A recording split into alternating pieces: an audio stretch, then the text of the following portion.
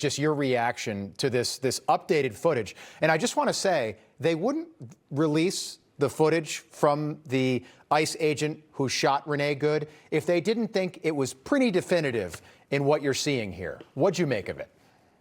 Oh, it's definitive, and it proves what we all kind of knew when we saw the very first headline that an ICE agent had to shoot someone in self-defense. And, you know, my concern was that as these ICE agents do so much important work across the country, that this situation would make them hesitant to protect themselves. And I want the message to go out loud and clear to every member of law enforcement, every ICE agent. If you feel threatened, you have to protect your life. The American people stand with you. And this is just a word of warning. If you're going to play with fire, you got to get burned.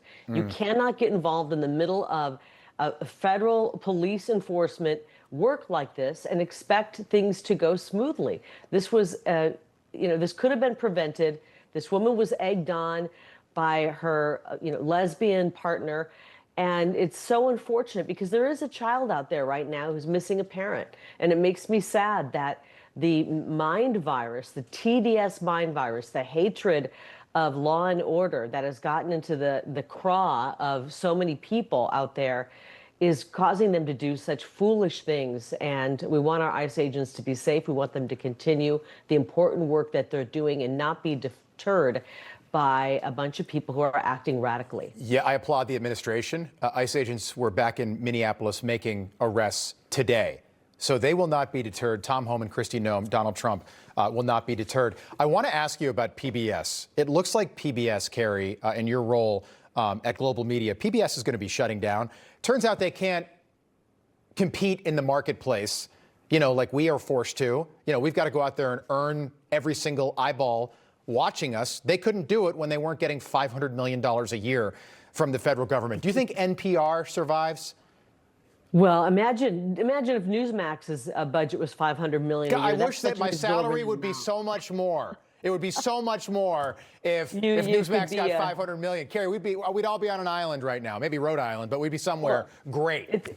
It's amazing what they waste with these huge budgets, and they act like they are, the godsend of all media. And in fact, they're just propped up by the hardworking American men and women. It was only a matter of time when their public government funding, taxpayer funding, was pulled away that they fell apart because they really aren't that popular. There is no demand for it.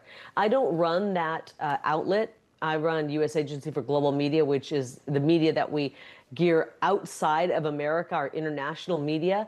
But I'm happy to see that happened. I mean, I want to see good media survive and media that is subpar or biased or, not popular, not do well. We're seeing incredible media rise up right Kari, now. you we're are seeing the media. some of the others fall You're apart. the media. You were the #1 anchor in Arizona for what, 25 years? Out there, everybody loved you. Every time I'd land at Sky Harbor, your picture was there at the airport. Before you ever got into politics, I knew who Kari Lake was. Seriously, I worked in Bakersfield. I knew they wouldn't hire me at your station, actually. I applied. Well, I seriously did. We worked I talked to the news to earn the trust, right? And they were like, it's going to be a pass. Kari, have a great weekend. So good to see you. Thanks for being here tonight. You too. We appreciate it. It's going to be an incredible year. It sure Buckle is. up. It sure is. Cheers to 26. Thanks, Kari.